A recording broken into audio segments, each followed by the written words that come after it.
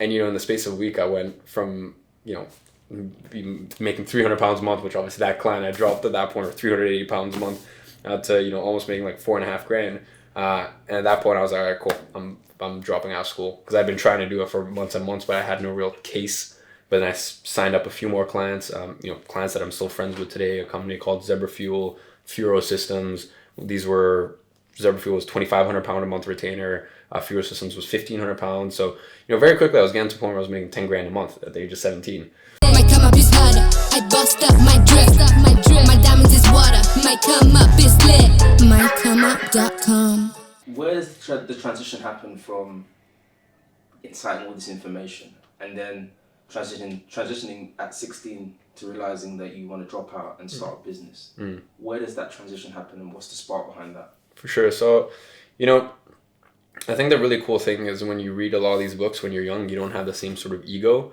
And that goes for me, myself. When I read a book now, they'll say, hey, do this. And, then my rational mind will go, oh, yeah, but maybe I can implement maybe 20% of this, or I like the other things the book recommending, but this I don't really resonate with. And if you look at everything I've done so far, it looks like I kind of know what I'm doing. Whereas in 2014, I was like, I am a fucking idiot. So I'm just going to read what the book says and do it. The book told me go to the gym. I got super into the gym. The book told me meditate. I was basically meditating, 30 minutes or 45 minutes a day from, once again, same thing from 2014 to 2017, right? So I kind of had, in Zen philosophy, what they call beginner's mind, right? So that happened. Now, while all this was going on, I was just picking up little hobbies and it's funny how things went chronologically, because one thing leapfrogged into the next one. So it's funny, I got a DM the other day from someone who was like, fuck, I can't believe that I was talking to you back in 2014. So in 2014, I was actually, I don't know how I remember. There was an account called Fuck the Norm, FCUK, the Norm. And basically, I was just every day just putting up like sort of a mental entry, like almost like my diary entry. And I built up that account to around like 30,000 followers. And then from there, I had someone message me and they're like, hey, can I buy your account? And I was like, fuck, people buy other people's accounts? And then that kind of got me into the world of flipping Instagram accounts. So that was actually my first business back in 2014. How old were you? 14, right? So that was my first business. And that was the first time I ever made a couple grand, right? Basically the business model was very similar to real estate. You find a piece of real estate, from a motivated seller that's, there's a wedge there. You'll buy it and then you might renovate it, add, have some value add. So for example, I might, buy an Instagram account that posts Porsche 911 photos, right? But specifically Porsche photos. And I might rebrand that to a general luxury niche account. Now I might lose a bit of engagement, a bit of followers, but now I can sell promotions to more brands, right? There are all these networks on Telegram and channels and this and that where people were selling promotions and whatnot, right? So in the same way you buy a house, you add some value adds, now your rental income from that goes up. And then when you go to sell it, it's also worth more as well, right? So I made a few thousand from that, and that business kind of went about for 6 months. And then I got to a point where things just got super, it felt like every week, CPMs were going down by, half of what it was the previous week. And same thing with how much people were willing to pay for accounts. So it just got super saturated. So from there, that was kind of 2014. 2015, I got really into training. Right, really into training. I would be 15 years old doing conjugate method. I would be doing powerlifting. I would be doing more bodybuilding kind of style. I think when I was 16 years old, I was probably bigger than I am now. And with that came, I just started pitching my friends' parents on personal training. Right, and you go to a personal trainer at most gyms, you're gonna pay anywhere from 50 to 100 pounds an hour. I was like, look, I'll do it for 25. And I was, and I was like more serious with that, helping with them with their nutrition and looking at the bigger picture and this and that. So I did that most of 2015. Now from that, once again, it's funny, people can look back at my YouTube channel. I was uploading since 2015, like just dumb videos of me. Hey, here's what book I'm reading. Me on Sunday going to Bricks and Bookmongers, because I could get a used book there for £2, whereas if I went to Waterstones, I'd get it for 12. So I was uploading these YouTube videos, and I just started doing this, and while sharing my story in the same way, in 2014, I just had to just share my thoughts on Instagram, under this alias of Cuck the Norm, which is still public. People can look it up. In 2015, I started sharing, hey, here's what I'm doing with my training. Here's what I'm, like, me going to books. Like, I was just making shitty vlogs that no one cared about. But then that kind of developed into me getting into photo video because I wanted to up the production quality of my YouTube videos. Now from there, I used basically all the money I had saved up to buy. I went from having shitty 150, 200 pound cameras to eventually getting the Canon 80D, right? And I remember that. And then from that, I had kind of the a workman's tool where I actually had people reaching out and being like, hey, would you mind doing some photo video work? Or I had friends of friends be like, oh, my friend told me that you have a nice camera and you can take photos. And I just started doing free jobs here and there. And then from there, people started paying me 20 pounds for a shoot, 40 pounds for a shoot. And as I said, my background is in photo video. So from that, once again, miraculously, it's funny how these things piece together when you look back, but at the time, it's just, by pure coincidence. I used to play a lot of football growing up, and I was playing for my club's football team. We were in Sweden, in Gothia Cup, which is like Youth World Cup. And, at this point, my interest in football was kind of fizzling out. My interest in social media and photo, video, that, I was a lot more interested in that. So I was telling, my coach, I was like, look, I know I can run the social media. I know you guys can do better with the club's social media and what content you guys are posting and this and that. And he was like, okay, I'll bring it up to the owner. Ends up bringing it up to the owner, and this is August of 2016. This is the first client I ever signed for my agency, which I didn't know was even an agency back then, and kind of really wasn't. I was more just a glorified contractor. And that was, I remember, I told my coach that I was going to pitch for 300 pounds, and I didn't pitch at pounds. I pitched weekly because I thought it sounded cheaper. So I pitched him for 75 pounds a week, and he's like, I think you can charge a little more. So I was like, all right, cool, 90 a week, because I didn't want to do 100. I thought that sounded too much. So for 90 pounds a week, so 380 pounds a month, or 360 pounds, or no, it was 95 a week. So for 380 pounds a month, I did 4 YouTube videos, shoot and edit, 30 unique Instagram posts, and 30 unique Facebook posts. I remember when I actually broke it down, I was basically just working minimum wage. In fact, even a little less. But I thought I was the richest man on earth, right? And the fact that it was like that monthly retainer was nuts. And that kind of gave me my little taste of, social media marketing. So from there, I was like, okay, cool. If I did this with one, let me start pitching to a couple others. And, once again, on my YouTube channel, you can see I put up a video sometime last year where I went through some of my old proposals. I did everything that I tell people not to do now, send proposals, multiple meetings, made offers, did discounts, no luck. And then I ended up, it was kind of like 7 months of this. And then I ended up March of 2017 signing my next client. And that was 1,900 pounds a month. And it was a company called, back then they were called Athlete. Now they're rebranded to GenFlow. Funnily enough, I'm actually a client of theirs now. They're my partners or distribution partners for my clothing line. Incredible company. But I remember that was 1,900 pounds. Then that was on the Monday. And I remember I was in school, and I took the meeting outside on my hotspot on my phone, like just outside the school. Because I remember it was lunchtime, and all the lunch corridors were taken in the library. There was a presentation going on, so I had nowhere to go. Sean, who's the founder and CEO, he said yes to 1,900. That was the Monday. And then that was on the Monday. Then on the Thursday, I signed a client for 1,500 pounds a month. Then I signed a client for 750 pounds a month on the Friday. And, in the space of a week, I went from, making 300 pounds a month, which obviously that client I dropped at that point, or 380 pounds a month, to, almost making like $4,500. And at that point, I was like, all right, cool. I'm dropping out of school, because I've been trying to do it for months and months, but I had no real case to make, because, I was making basically no money. And yeah, that was basically the start of my social media marketing agency. Now, once I did that, that was early 2017. There was a little period of inactivity, but then I signed up a few more clients, clients that I'm still friends with today, a company called Zebra Fuel, Furo Systems. Zebra Fuel was 2,500 pound a month retainer, Fuel Systems was 1,500 pounds. So, very quickly I was getting to the point where I was making 10 grand a month at the age of 17. And everything was going super, super well. But the main issue that I had is, with my personality, I don't like second chance, like I don't like second guessing things. So the main issue that I had was with all these clients, they'd be like, this is awesome, our content is great, etc., but what's the ROI on this? And I'd be like, I have no fucking idea, but what's the ROI of your bus ads that you're spending literally 8 grand a month for, right?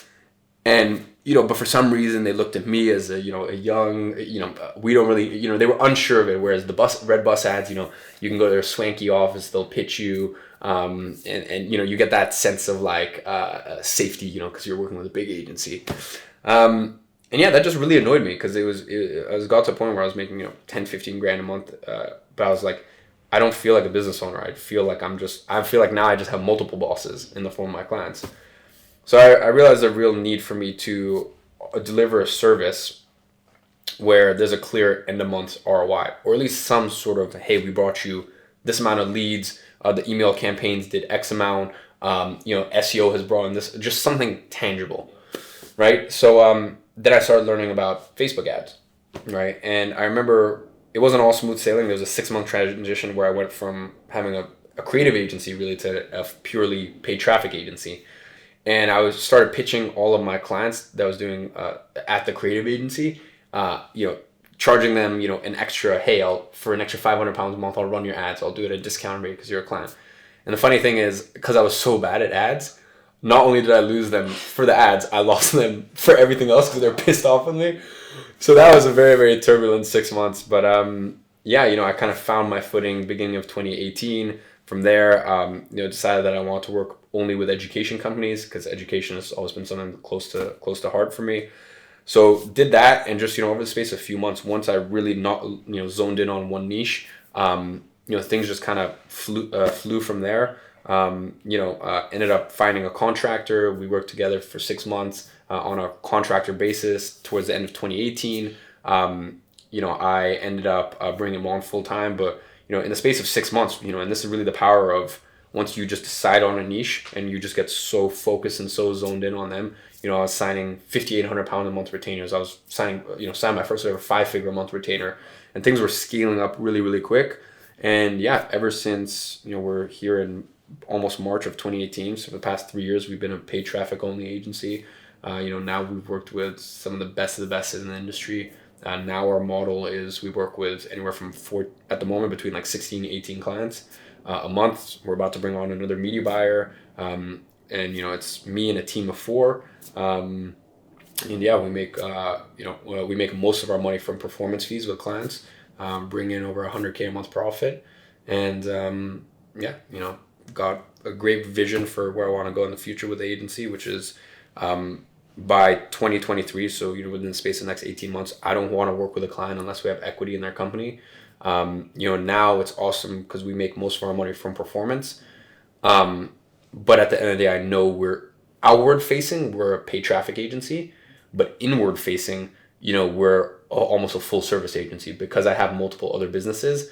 I have a creative director, I have a copywriter, I have obviously my paid traffic team for the agency, but we've got, we're capable of so much. We can literally take a business from $1 million a year to 10 million a year. And we should be getting an equity stake in that because we've done it with so many of our clients, and even my own businesses, we've done that. So it's like, that's kind of the vision that I have over the space of the next few years. Wow. It's a real journey, and it sounds very consistent in its development. But I'm sure that throughout all of this, because I know you say it in small sentences where you say, there's a 6 months gap and lost all my clients. All of these things obviously contain emotions. How have you dealt with setbacks? So here's the thing: what I recommend for everyone is meditation, right? Just in general for your mental well-being. And luckily, I've been a habit for many, many years prior to that point. But there's nothing that you can tell someone in their first 1, 2, 3 years of entrepreneur. I'd say honestly, you need 3 years of entrepreneurship under your belt to get where you keep coming back from setbacks.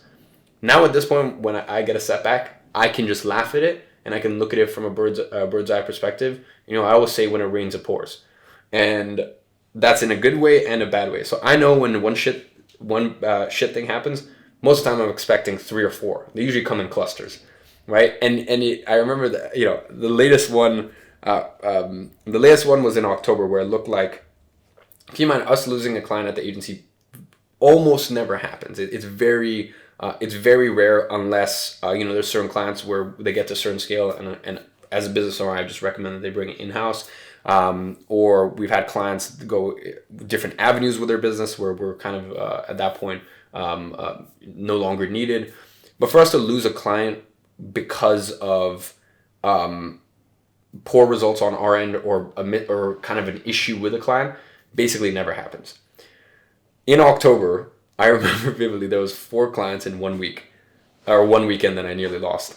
And as each issue came up, I literally was just laughing, right? Because I was like, of course, it always happens like this. When it rains, it pours.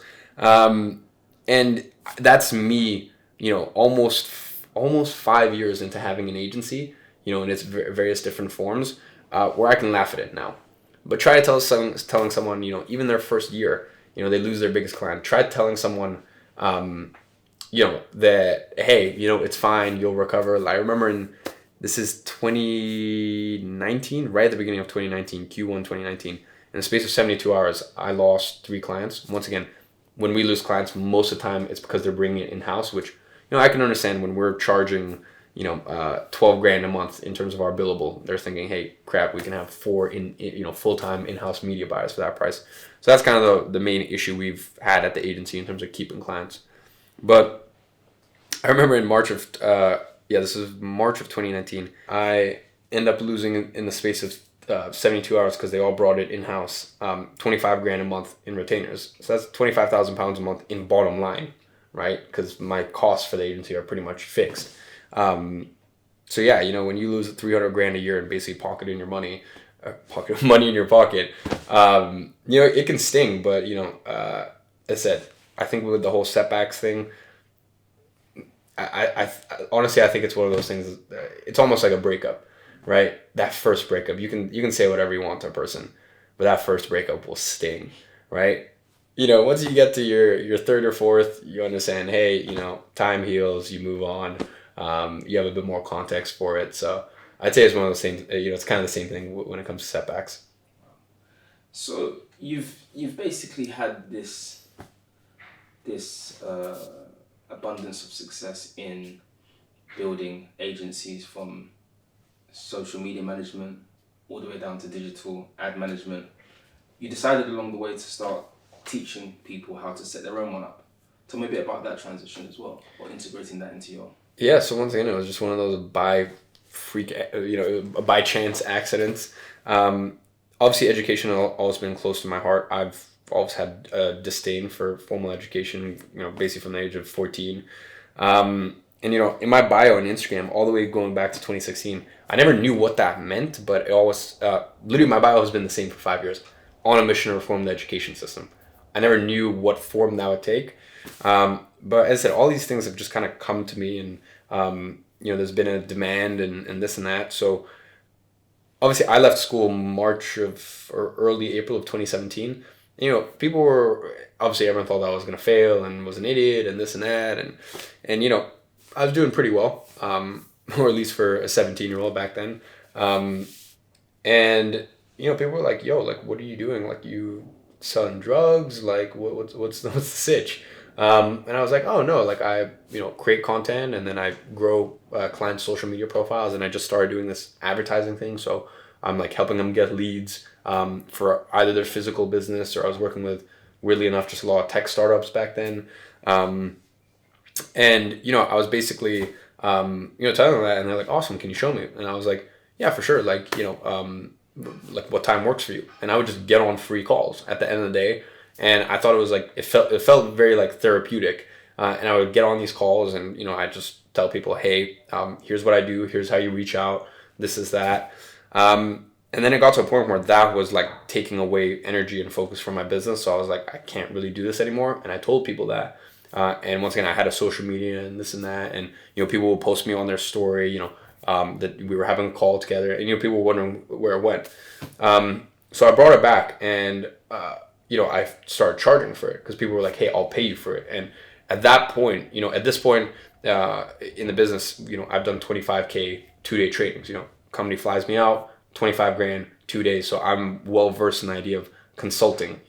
Back then it was a foreign concept to me. Like I'd never heard of I knew there were consultants, right? But I thought you had to work at some big firm for that to be a reality.